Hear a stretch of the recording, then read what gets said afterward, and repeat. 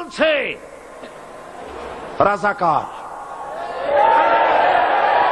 শুনে রাখো চট্টগ্রামের লক্ষ লক্ষ জনতা, পার্লামেন্টে যখন আমাকে এই কথা বলা হয়েছিল, আমার পার্লামেন্টের কলিগ জাফরুল্লাহ চৌধুরী সাহেব বসে আছেন এখানে,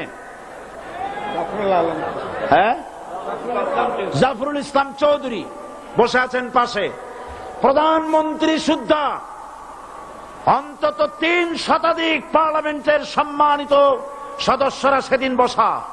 1997 সনের বাজেট বক্তৃতা যখন আমি করতেছিলাম, ডক্টর কুদরতে খোদা, নাম রাখছে কুদরতে খোদা, আসলে গজবে খোদা।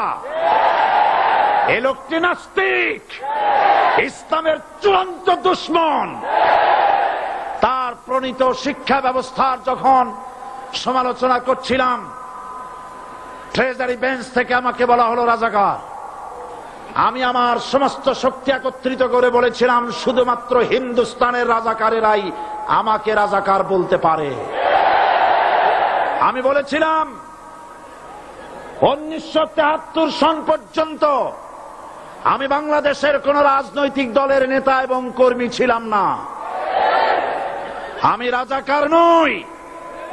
আমাকে রাজাকার বলে যদি তাকেও প্রমাণ করতে না পারে 10 কোটি টাকার মানহানি মামলা দায়ের করব। আমার এই বক্তব্য সারা দুনিয়া শুনেছে। পার্লামেন্টে আমার এই বক্তব্য রেকর্ড হয়ে আছে। সেদিন 3 শতাধিক পার্লামেন্ট মেম্বারের কেউ আমার চ্যালেঞ্জ গ্রহণ করেন নাই।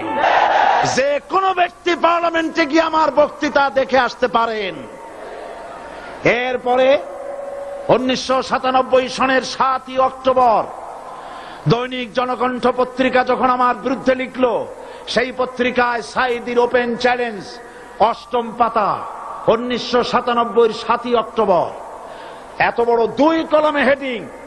সেখানে আমি বলেছি, বাংলাদেশের সকল সাংবাদিক, গোয়েন্দা বিভাগ, বাংলাদেশের সকল বুদ্ধিজীবীকে আমি আমার পিরোজপুরে আমন্ত্রণ করছি। আমার উপস্থিতিতে যদি কেউ প্রমাণ করতে পারে বাংলাদেশের স্বাধীনতা যুদ্ধের বিরুদ্ধে আমার কোন ভূমিকা ছিল, সজ্ঞানে স্বেচ্ছায় জাতীয় সংসদের সদস্য পদ থেকে পদত্যাগ করব। 3 বছর পার হয়ে গেছে, আজ পর্যন্ত কেউ এই চ্যালেঞ্জের মোকাবেলা করে নাই। সুতরাং আমাকে যারা রাজাকার বলবে তারা পিতৃ পরিচয়হীন অবৈধ সন্তান।